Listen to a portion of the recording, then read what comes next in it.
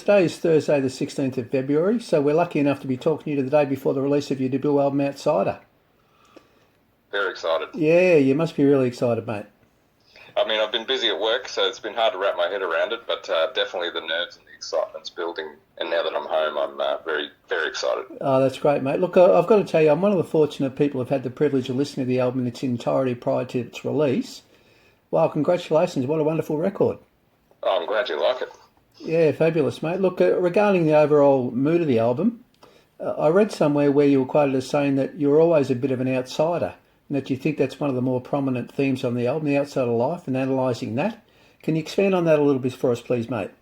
Yeah, certainly. I mean, in all the different phases, I think, of my life, it's felt like that from growing up in the smaller town outside of a smaller town, growing up in Imbil, or outside of Imbil, actually, and then Imbil being on the outskirts of Gympie.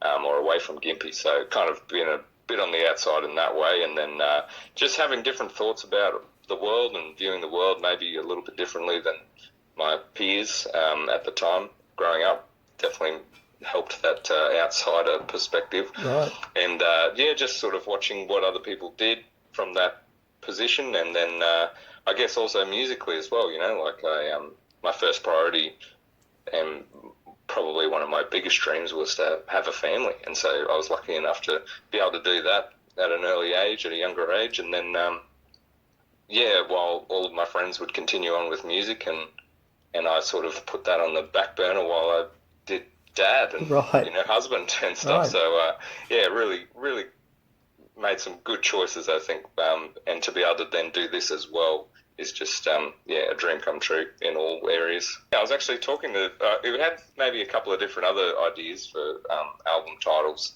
but I was talking to someone and we were going through sort of the themes of the album, and Outsider kept popping up, and I thought, well, this is just, it'd be silly not to call it this. Now, you wrote the songs and sing and play guitar on the album, of course, but what about the other people who contributed to the album? Can you tell us a little bit about some of them?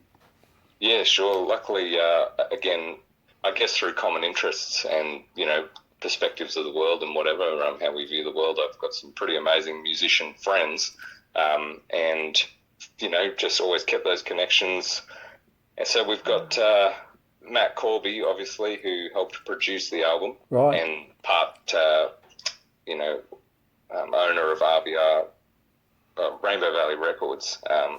So he did a whole bunch of work on there, some really beautiful stuff, be it on even the bass. He can make the bass sing like no one else. He's probably one of the best bass players I've ever seen in my life. Right. As well as an incredible vocalist and guitar player and piano player and everything else. But we also had a bunch of his band, which are friends as well. So we had Harry Sutherland on the piano for a bunch of tracks. He's pitch perfect, so we'd be sitting in the studio and he could tell us what key the air conditioner was in. Right. Which fantastic. is a bit of a party trick as well. Yeah, absolutely. And then Rowan Jones, who's a long-time friend, and he's done some incredible musical stuff himself. He played a bunch of bass as well and guitar, and a lot of vocals and bit of producing, helping with the producing as well.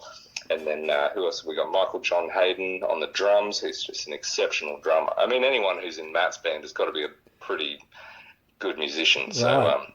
We definitely had some. I was so lucky to have friends play, but also lucky to have friends that are good musicians. Yeah, no, that's great. Looking, fantastic, mate. Look, the 3 singles from the album have been released so far. Love My Baby More, Floodlights and Baby and I. All wonderful songs. I think they're all great choices for singles. Oh, that's great. Yeah, and I love all 3 singles from the album, but if pushed, I'd have to say the third single, Baby and I, is probably my favourite. Absolutely beautiful, mate. Can you tell us a little bit about Baby and I, how it came about and the inspiration behind it?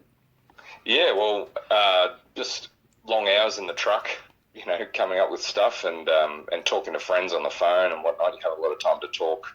I was talking with a mate and we were just sort of talking about his time up north on cattle stations and whatnot, and about the seasonal work and seasonal romances and things that happen up there, and some of the shenanigans that go on, and right. some of the music that gets played as well. And so all of these things were going around in my head after I hung up, and I was, driving and thinking, and they're basically all just, the whole first half of the song came into my head just then and there. So I sung it into my phone to make sure that when I got home I could play it out on the guitar. And then I was with my friend Alex Hendrickson, who was the other producer of this album and the other part owner of Rainbow Valley Records. And I went to his house and I said, I've got this idea and whatever. And he goes, oh, yeah, we can do something with that. So together we, finished it off. And it's, it shook us, when we wrote it. And it's one of those things where you sort of, you can't believe that you did it, Right, it doesn't fantastic. seem like, so very happy with it, very proud of it. And, it's a very personal song as well, obviously. Yeah, no, it's a great song. And also the video for Baby and I. What a gorgeous video. Can you tell us a little bit about that too? Yeah, we had Jeremy Hancock, the creative director for RVR, Rainbow Valley Records, sorry. He pulled a bunch of strings for that to happen, and just went there. And funnily enough, the female lead in that musical video is turned out to be a friend that I didn't know was going to be there. Oh, okay. She applied on a casting thing online, recognised my name on the thing, and she applied for it, and then sure enough she showed up, and we've been friends for a long time, so that was a nice surprise as well. Fantastic. And then also the little girl in the music video as well is my middle daughter, Heidi. Right. So that was very special as well to be able to have the day with her and I bet. Be in one of these music videos. Yeah, no, the way the story unfolds is fantastic, mate. Congratulations. It's a great video. Oh, thank you. Now, you mentioned the truck, and obviously as a trucker, you have a fair bit of time to actually, I'm sort of imagining you sitting there and sort of singing songs and coming up with ideas and all that sort of stuff. It'd be a pretty good sort of workplace to actually be able to do that sort of thing, wouldn't it? Yeah, it was definitely designed, and, I chose it for that reason. Okay. As I left school and music was always a priority, I would try jobs and always try to keep in mind that I wanted as much time as possible to think about music or come up with music, lyrics or melodies or whatever, while I was working, so I could do that, strike when the iron is hot, I guess. And so progressively through different jobs and trial and errors, I settled on truck driving because that was the one that could give me the most time dreaming and writing music. Fantastic. And how often do you find you sort of get out of the truck and think, oh, I've got a song in my head there, I can work on that? It's a pretty sort of regular event, is it? Yeah, it's cyclical. I'll go sort of weeks without bothering thinking of it, I'll just be listening to music or listening to podcasts and learning as much as I can about other stuff, and then all of a sudden you'll get 2 weeks of, 6 songs will come out in like 2 weeks or something. Fantastic. Gosh, why couldn't it just be like this all the time? That's great. Look, this one will put you on the spot. The album consists of 13 tracks in total. Can I ask whether Bud Rokesky has a favourite track on the album, or do you just love them all?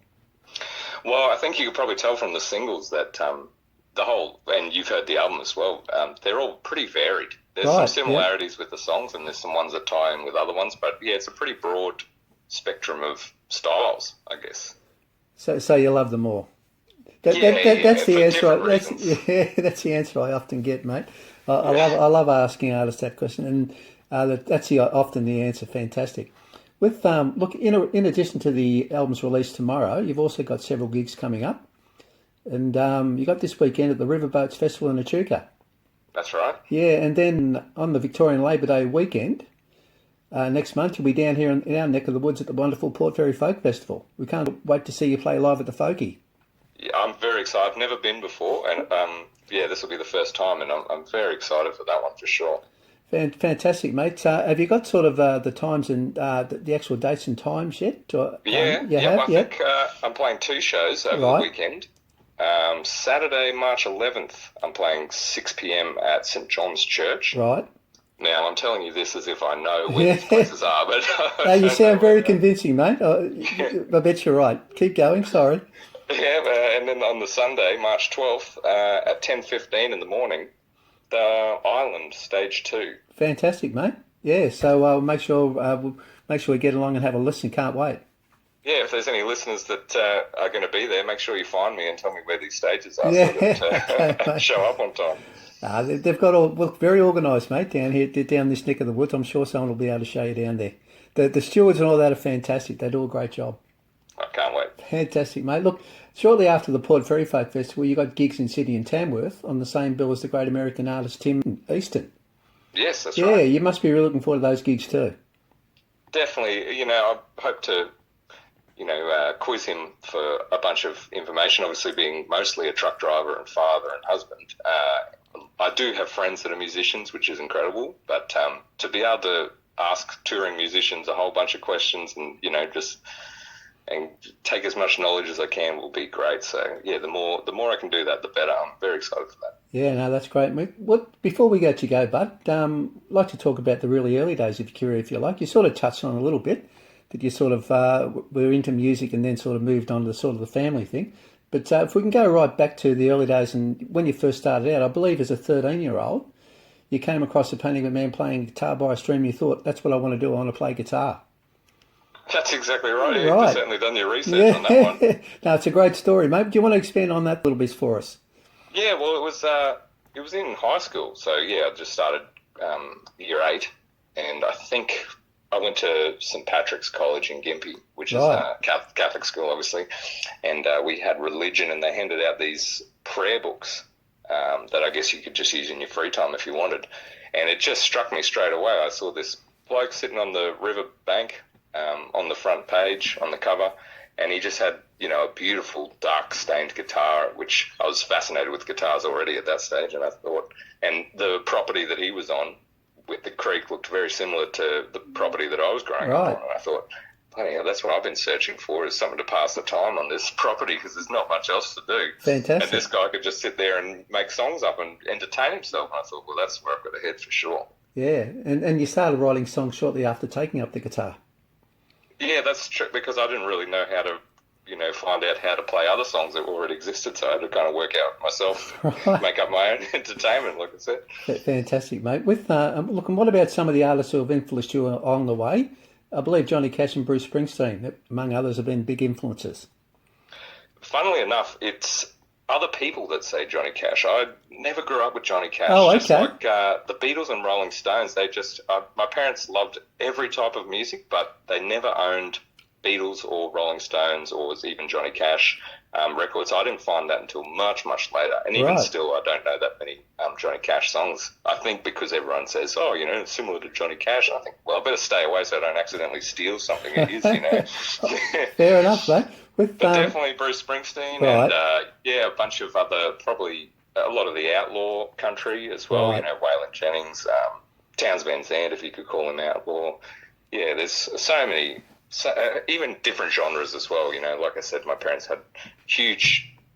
I remember driving in the car and listening to Graceland by Paul Simon. And parents had that on repeat for a while, so there's influences from everywhere, to be honest. It's funny, with Graceland by Paul Simon, we were just playing that the other day, my wife and I in the car. She absolutely loves it. It's a great album. Yeah, so that's had a big, big influence on you. Definitely. Yeah, fantastic. Thanks so much, Bud, for joining us today. It's been an absolute pleasure. No, it has been a pleasure. Thank you very much. Our pleasure, mate. Look, and good luck with your debut album Outsider, which is out tomorrow. It's a wonderful body of work. As I said, I'm one of the lucky ones who've actually heard it, mate. So fantastic stuff. I can't wait to hear what people think of it, for sure. Yeah, and the upcoming gigs, of course. So we can't wait to see you here at the Port Fairy Folk Festival, which is about 25 minutes from where we live, mate, here in Warrnambool. So can't wait. Well, for the people listening, make sure you come up and say good day, and I'll shake your hand and say thanks for listening. And I'll bet you find you won't need to ask anyone where they'll be so well organised there, mate. They'll grab hold of you and say, this is where you are. Fantastic. No, I don't doubt that. Fantastic, mate. Thanks so much, Bud. We'll have to talk again soon, mate. Definitely. Thank you. Okay, thanks a lot, mate. Bye.